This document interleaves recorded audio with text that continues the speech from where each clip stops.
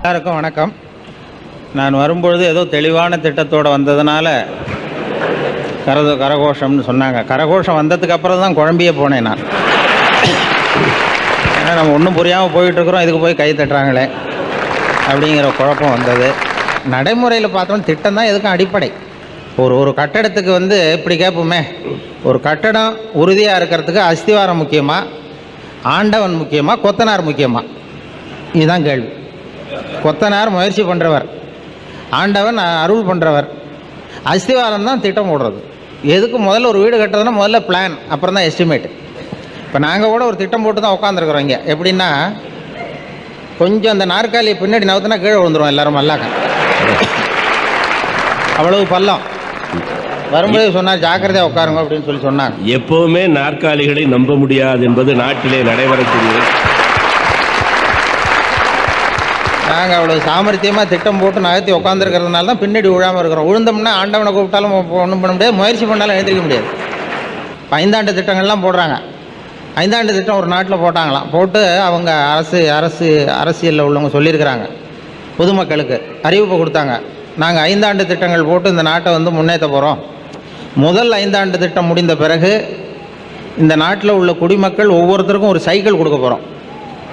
2வது 5 திட்டம் முடியும் பொழுது ஒவ்வொருத்தருக்கும் ஒரு கார் கொடுக்க போகிறோம். 3வது 5 திட்டம் முடியும் பொழுது ஒவ்வொருக்கும் ஒரு விமானம் கொடுக்க போகிறோம் அப்படின்னு சொன்னாங்களாம். ஒருத்தன் கேட்டிருக்கிறான், விமானத்தை வச்சுட்டு நாங்கள் என்னையா பண்ணுறது அப்படின்றான். என்ன இப்படி சொல்லிவிட்டேன்? இப்போ மதுரையில் ரேஷன் கடையில் மண்ணெண்ணெய் ஊற்றுறாங்கன்னு வச்சுக்கோ, நீ பிளேனில் ஏறி போய் வரிசையில் நின்றுக்கலாமே. இதுதான் மோசமான திட்டம். தெளிவில்லாத வேலைகள்னால தான் குழப்பங்களே வருது. திட்டமிடாத ஒரு வேலை எப்படி நடக்கும்னா, ஒரு தெருவில் ஒருத்தன் 3 அடி இடைவெளி விட்டு குழியை தோண்டிக்கிட்டே போனானான். ஒருத்தன் 3 அடி இடைவெளியில் குழியை தோண்டிக்கிட்டே போனான் ஒருத்தன். இன்னொருத்தன் அந்த தோண்டின குழியை மண்ணை போட்டு மூடிக்கிட்டே போயிருக்கான். ஒரு பெரியவர் பார்த்துருக்கிறாரு, அங்கே என்னப்பா வேலை நடக்குது? 3 அடி இடைவெளியில் நீ குழியை தோன்ற, இன்னொருத்தன் மூடிட்டு போகிறான், என்ன வேலை நடக்குது? ஆனால் அரசாங்க வேலை நடக்குது சார் அப்படின்றாங்க. அரசாங்க வேலைன்னா அர்த்தம் இல்லாமல் இருக்கப்பா. ஒருத்தன் குழியை தோன்றான், நீ மறுபடியும் மூடிக்கிட்டே போகிற, இது அர்த்தம் இல்லாமல் இருக்குதே அப்படின்னா. இல்லை சார், நான் விவரத்தை சொல்கிறேன். 3 அடி இடைவெளியில் குழியை தோண்ட வேண்டியது ஒருத்தன் வேலை, அதில் செடியை நட வேண்டியது இன்னொருத்தன் வேலை, அதுக்கப்புறம் மண்ணை போட்டு மூட வேண்டியது இன்னொருத்தன் வேலை. அந்த 2வது ஆள் இன்றைக்கி லீவு போட்டான் ஆஃபீஸுக்கு.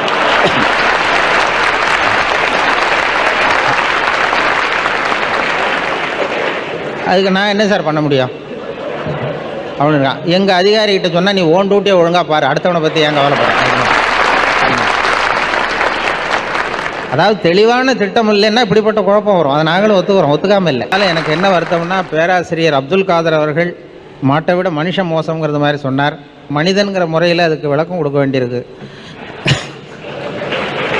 மனிதன் ஒட்டுகிறான், மாடு கிழிக்கிறது, இந்த கவர்ச்சி படத்தை அப்படின்னு சொன்னார். இப்போ அவரே என்னையும் ஒரு மாட்டையும் ஈரோட்டுக்கு அழைச்சிட்டு போட்டோம். அதே கவர்ச்சி படத்தை காட்டுட்டோம். மாடு கண்ணாபுண்ணான்னு கிழிச்சிரும், நான் கவர்ச்சி கெடாமல் கிழிப்பேன்.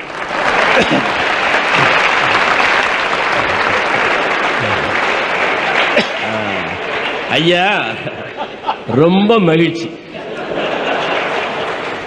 ஏன்னா 60 வயதுலையும் அதை அவ்வளவு தாகராகமாக கிழிச்சு வைக்கணும்னா, 60 வயசு ஆகிறதுனால தான் அந்த ஆசையே.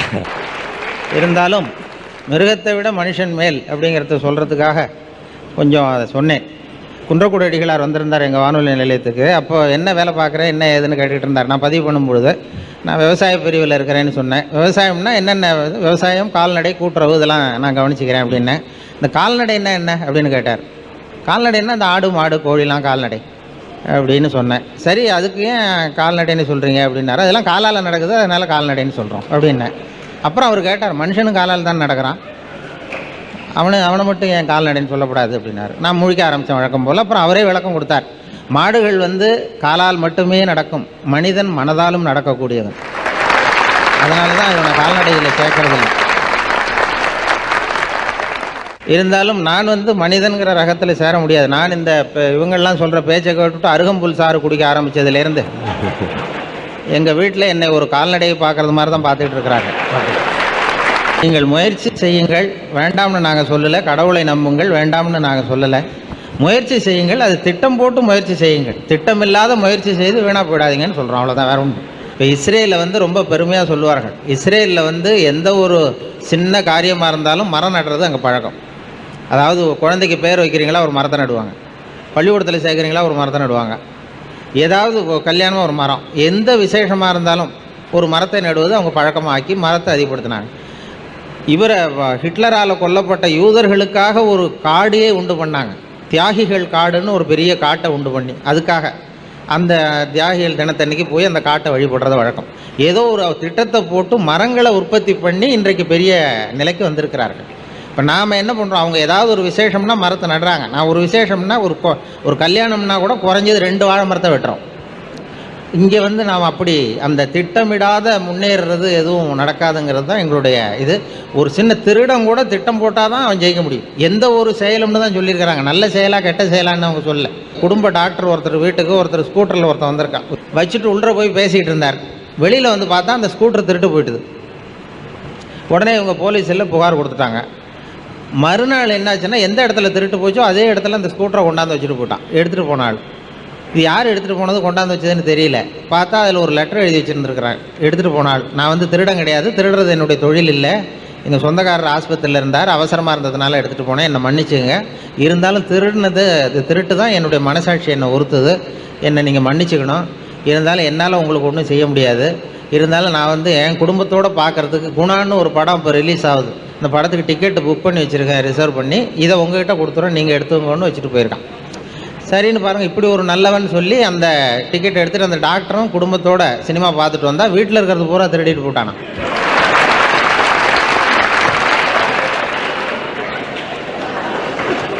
இல்லை, என்னுடைய கேள்வி இந்த வெற்றிக்கு என்ன காரணம்? அவன் திட்டம் போட்டது தான். நல்ல காரியமாக கெட்ட காரியமாங்கிறது வேற. எத்தனை பேர் அந்த டாக்டர் வீட்டில் இருக்காங்கன்னு திட்டம் பார்த்தா அத்தனை டிக்கெட்டை கொண்டு வந்து வச்சா ஜெயிச்சுட்டான். எந்த காரியமாக இருந்தாலும் திட்டம் அப்படி போட்டால் தான் ஜெயிக்க முடியும். ஒவ்வொரு மனுஷனும் 3 பேரான். இப்போ நான் வந்து என்னை பற்றி என்ன நினைக்கிறேனோ அது ஒரு மனுஷன், என்னை பற்றி நீங்கள் என்ன நினைக்கிறீங்களோ அது ஒரு மனிதன். நம்ம 2 பேருக்கும் தெரியாத எனக்குள்ளே இருக்கிறான், அவன் தான் 3வது மனிதன். அந்த 3வது மனிதனை வந்து அரசியல் ஒன்றும் பண்ணாது, மதம் ஒன்றும் பண்ணாது. இப்போ அமர்நாத் யாத்திரைக்கு போனப்போ ஒரு 4-5 வருஷத்துக்கு முன்னாடி இந்து பக்தர்கள்லாம் யாத்திரை போனாங்க. அப்போ குளிர் தாங்காமல் செத்து விழுந்துக்கிட்டு இருந்தாங்க. அப்போ அந்த வழியில் இருக்கிற வீடுகள்லாம் திறந்து வச்சு அந்த உயிருக்கு போராடினவங்களை கொண்டாந்து போட்டு போர்வையை போற்றி அவங்களுக்கு சாப்பாடெலாம் கொடுத்து காப்பாற்றி அனுப்பினவங்கள்லாம் அங்கே இருந்த முஸ்லீம்கள்.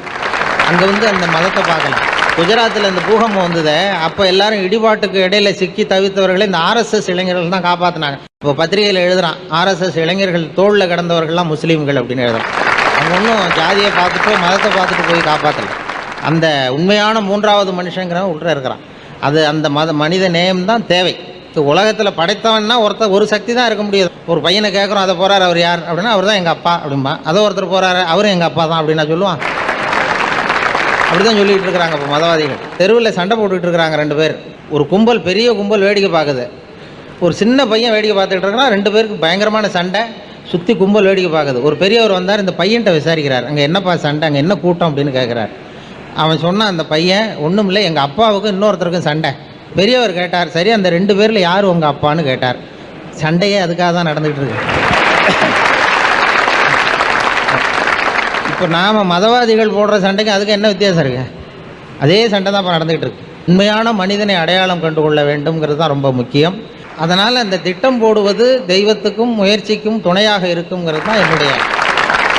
ஒரு ராஜா ஒரு தளபதியோட ஒரு போருக்கு சண்டைக்கு போயிட்டு இருக்கிறார், போர் வீரர்களோட.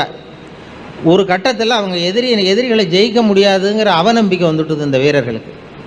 அந்த தளபதிக்கிட்ட இனிமேல் வந்து நம்ம ஜெயிக்க முடியாது, குளிர்காலம் வந்துட்டுது, நம்ம திரும்பி போயிடுறது தான் நல்லது அப்படின்னு வீரர்கள் சோர்ந்து போகிறாங்க. அந்த தளபதி என்ன பண்ணுறாருன்னா, சரி நம்ம இதை முடிவு பண்ண வேண்டாம், ஆண்டவனுடைய முடிவுக்கு விட்டுருவோம், நம்ம முயற்சி வேண்டாம். அது கோயில் இருக்குது, அந்த கோயிலில் போய் ஒரு காசை சுண்டி போடுவோம், தலையாக பூவாக பார்ப்போம், தலை விழுந்ததுன்னா கடவுளே நம்மளை வந்து சண்டைக்கு போக சொல்கிறாருன்னு அர்த்தம், போய் ஜெயிச்சுட்டு வந்துடுவோம். பூ விழுந்ததுன்னா திரும்பி போடுவோம் நம்ம நாட்டுக்கு அப்படின்னு ஒரு முடிவுக்கு வந்தது. எல்லா வீரர்கள்லாம் ஒத்துக்கிட்டாங்க. போய் அங்கே கோயிலில் போய் சுண்டி போட்டார் தளபதி, தலை விழுந்தது, போக சொல்லியாச்சு. அதனால் போர் வீரர்கள் உற்சாகமாக போனாங்க, அந்த சோர்வெல்லாம் மறைஞ்சு போய் ஜெயிச்சுட்டு வந்துட்டாங்க. வந்ததுக்கு அப்புறம் வந்து பாராட்டு விழா வைக்கிறாங்க ஊரில்.